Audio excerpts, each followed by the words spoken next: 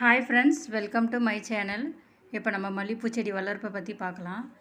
நான் எங்கள் ஃப்ரெண்டுக்கிட்ட இருந்து ஒரு 4 மல்லிகைப்பூ செடி குச்சி மட்டும் வாங்கிட்டு வந்து நட்டேன்.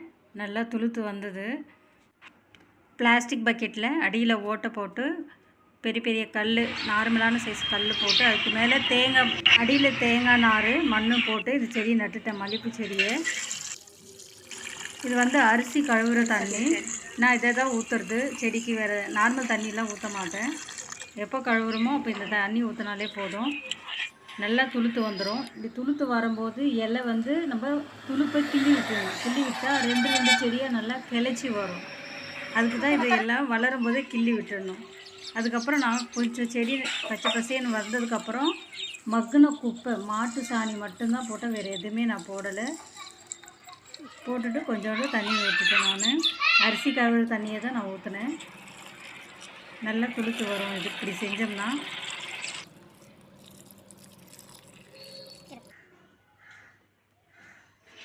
இப்போ பாருங்கள், இது நல்லா பச்சை பசேன்னு வந்திருக்கு. பார்க்கவே ரொம்ப அழகாக இருக்குது.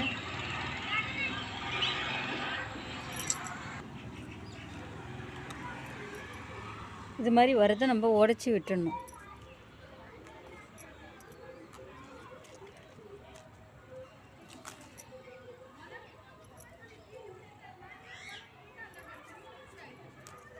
இப்படி கட் பண்ணிட்டோம்னா ரெண்டாவா அது துளுத்து.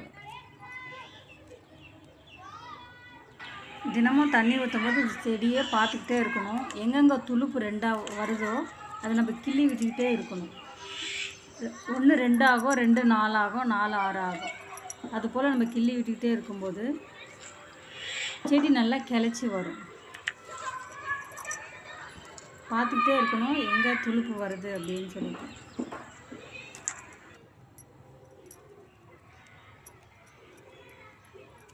இதில் அரும்பு வந்துருச்சு.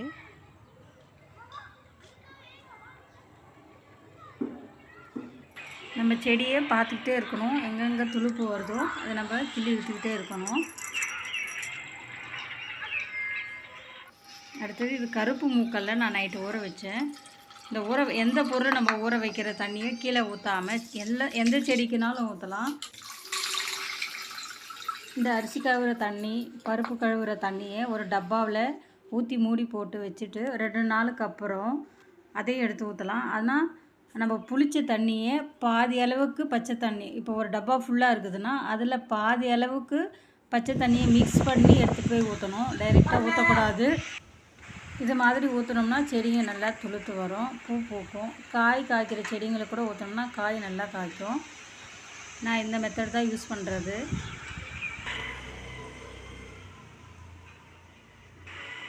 இப்போ அரும்பு வர ஆரம்பிச்சிருக்கு.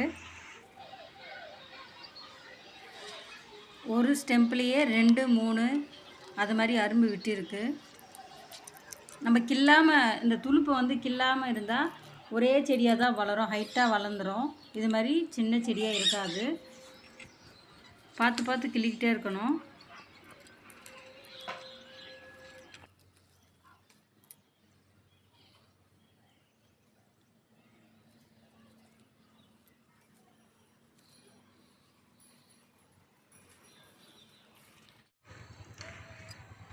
பாருங்கள், பூ நல்லா அழகாக வந்திருக்கு.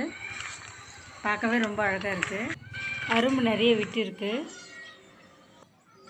இந்த குண்டு மல்லி ரொம்ப வாசனையாக இருக்குது. பாருங்கள், குண்டாக அழகாக இருக்குது இந்த மல்லிப்பூ.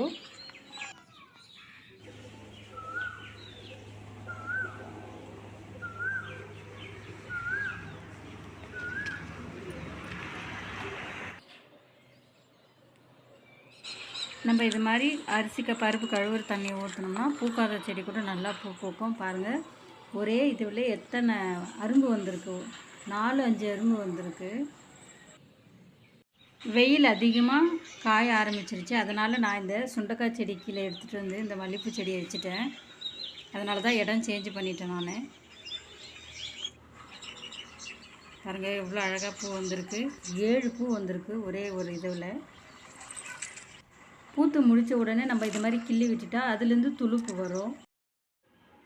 செடி நிறைய உற்பத்தி ஆகும். இப்போ பூ நமக்கு நிறைய கிடைக்கும். நீங்களே இது மாதிரி ட்ரை பண்ணுங்கள். Thank you friends. தேங்க்யூ ஃபார் வாட்சிங்.